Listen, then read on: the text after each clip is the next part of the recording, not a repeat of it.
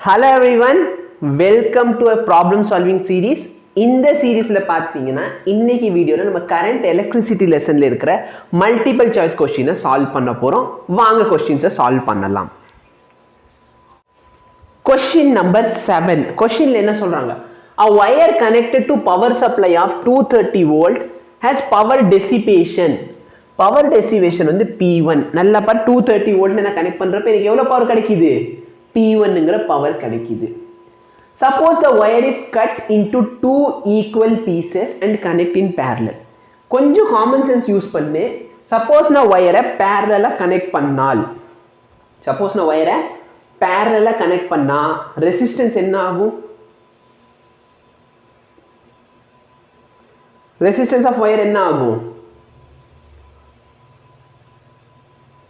இங்க பாரு. Power is equal to என்ன formula? V square by R. கரெக்ட்டா? கரெக்ட். இப்போ ஒரு வயரை வந்து நான் parallel கனெக்ட் பண்ண போறேன்னு சொன்னா parallel கனெக்ட் பண்றப்ப நம்மளோட ரெசிஸ்டன்ஸ் வந்து அதிகமாகுமா கம்மியாகுமா?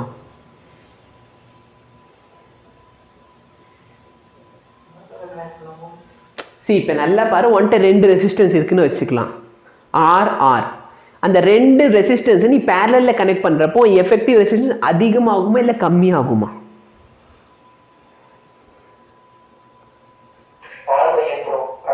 கம்மியா தானே ஆகும் parallel கனெக்ட் பண்ணா. அப்ப நல்லா பார்த்தா ரெசிஸ்டன்ஸ்னா parallel கனெக்ட் பண்ணா ரெசிஸ்டன்ஸ் கம்மி ஆகுமா? அப்ப பவர் என்ன ஆகணும்? அதிகமா இருக்கணும். அப்ப பவர் ஆஃப் 1 பவர் ஆஃப் 2 வந்து அதிகமா இருக்கணும் when compared to power of 1. Option எல்லாமே பார்த்தனா அது satisfy பண்ணது இந்த ஆப்ஷனை தவிர. கரெக்ட்டா? ஏன்னா இந்த ஆப்ஷன் என்ன சொல்லுது? ரெண்டுமே ஈக்குவலா இருக்கும். ஓகேவா? இப்போ நம்ம क्वेश्चन சால்வ் பண்ண போறோம். ஸ்டார்டிங்ல power P1 is equal to 230 square by ஸ்டார்டிங்ல இருக்க ரெசிஸ்டன்ஸ் வந்து சம் R னு வெச்சுக்கலாம். ஓகேவா? இப்போ இந்த R ரெசிஸ்டன்ஸ் உள்ள லெந்த் R ரெசிஸ்டன்ஸ் வயர் இருக்கு பாத்தியா? இந்த வயர் R லெந்த் உள்ள resistance wire I mean L length உள்ள வயர் அதோட ரெசிஸ்டன்ஸ் எவ்வளவு? Sum R. இப்போ இந்த வயரை நான் ரெண்டா கட் பண்றேன்னு வெச்சுக்கலாம். வயரை ரெண்டா கட் பண்றேன். வயரை ரெண்டா கட் பண்ணா லெந்த் என்ன ஆகும்? இங்க பாருடா, இதான் ஒரு வயர். புரியலன்னா கேட்டுக்கோ. இதான் வயர், இதோட லெந்த் L, இதோட ரெசிஸ்டன்ஸ் வந்து சம் R. இதை நான் ரெண்டா கட் பண்ணிட்டேன்னா இதோட லெந்த் என்ன ஆகும்? லெந்த் வந்து half ஆயிரும். கரெக்டா? லெந்த் half ஆயிருச்சுன்னா ரெசிஸ்டன்ஸ் என்ன ஆகும்? R is equal to rho L by A. Length பாதி ஆச்சுன்னா ரெசிஸ்டன்ஸ் என்ன ஆகும்?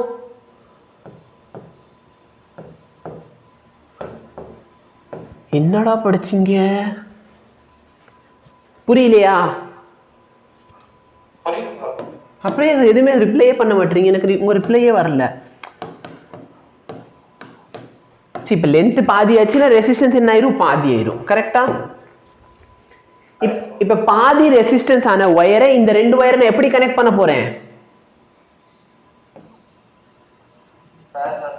parallel இந்த ரெண்டு வயரை கனெக்ட் பண்ண போறேன்.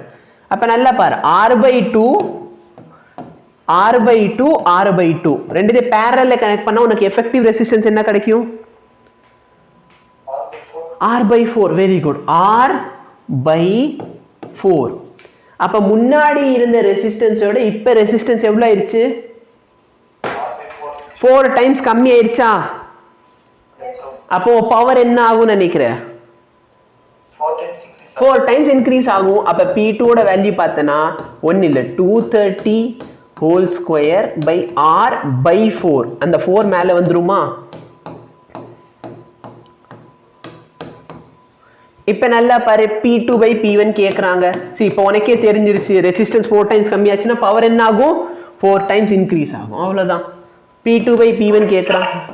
4 into 230 square by R whole divide by 230 square by R. இல்லைன்னா சிம்பிளா என்ன பண்ணிருக்கலாம்? இந்த 230 ஸ்கொயர் by R க்கு வந்து நீ P1 போட்டுக்கலாம். அப்ப P2 பார்த்தனா என்ன கிடைக்குது உனக்கு?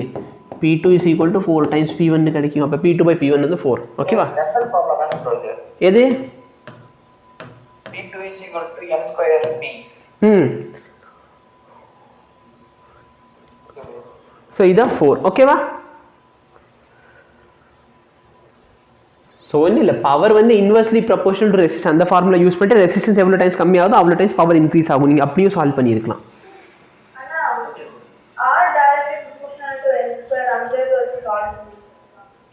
R is directly proportional to L square.